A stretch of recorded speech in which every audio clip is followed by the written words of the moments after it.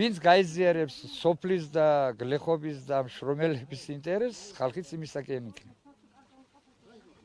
ძალიან მადლიერი ვარ შეხვედრით.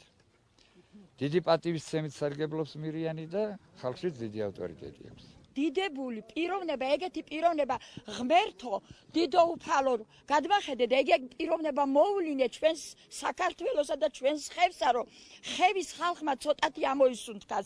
მირიანზე კარგი კანდიდატურა დღეს ხევს არ აყავს. ის არის ყველაზე უკეთესი, ვინც შეიძლება ყოფილიყო ყაზბეგის რაიონში კანდიდატი პარლამენტის დეპუტატობის. და რა ვიცი, ძალიან გვიყვარს მირიანი. ყველას აი ხალხსაც ხედავთ, ყველა აღელვებულია, ყველა მე ვიცი, რომ აი 80% მინიმუმ მირიანი გაიმარჯვებს არჩევნებში.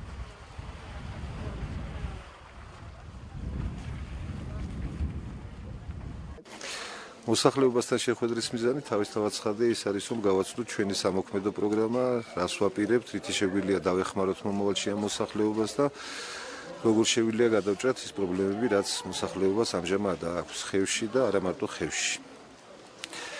თუ როგორ ვაპირებთ ამის გადაწყვეტას, ამაზე ჩვენი ქართული ოცნების პროგრამა ნათლად მეტყველებს, ეს არის პირველ რიგში სოფლის მეურნეობის განვითარების, სოფლის აღორძინების პროგრამა, ეს არის მილიარდიანი ინვესტიცია, ფონდი, რომელიც შემდეგ მოხმარდება მთლიანად სოფლის მეურნეობის განვითარებას, მათ შორის ყაზბეგში შეიძლება მეცხოველეობის განვითარება, ამის პერსპექტივა არის, იმიტომ რომ იყო ყაზბეგში საკმაოდ განვითარებული 300,000-მდე ცხვარი ყავდა ყაზბეგის რაიონს, ახლა სადღაც 10-12,000-ია სულ დარჩენილი.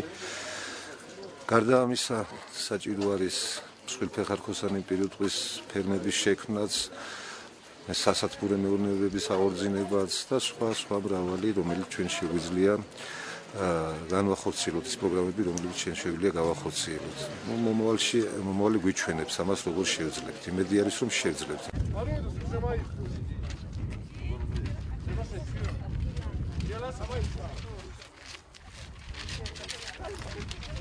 პირველ რიგში რატო გადავწყვიტე ახლა რომ ეჭი მეყარა და პარლამენტში მოხვედრილი. მე აშკარად ვგრძნობ, რომ ჩემს ერს რეალური საშიშროება ემუქრა.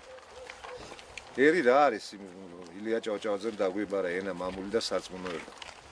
როდესაც ხედავ რომ სარწმუნოებას მიგინებენ, ენას მირყნიან და მამულს მიყიდიან, მეტი სხვა აღარაფერი აღარ დარჩენია და ერისაგან და ემერსა დაცვა და გადარჩენა სჭირდება. კარტოფილის შემოტანაზე, ან რაღაც სოფლის მეურნეობის პროდუქტების შემოტანაზე 0 არის საბაჟო გადასახადი. ფა თურქეთიდან ან ირანიდან რო შემო. 0-ია გადასახადი. ამ დროს აქედა რომ გაიტანო რაღაცა იქ 300%-მდე იბეგრე. ისინი იცავენ თავის სოფლის მეურნეობას. ჩვენ ფაქტიურად ვანადგურებთ ამით.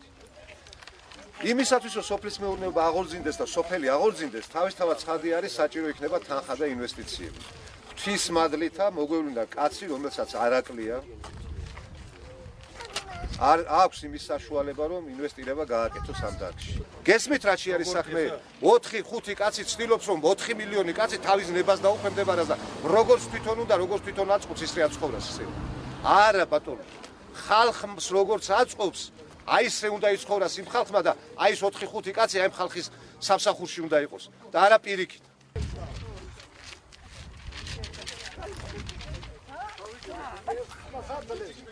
Oh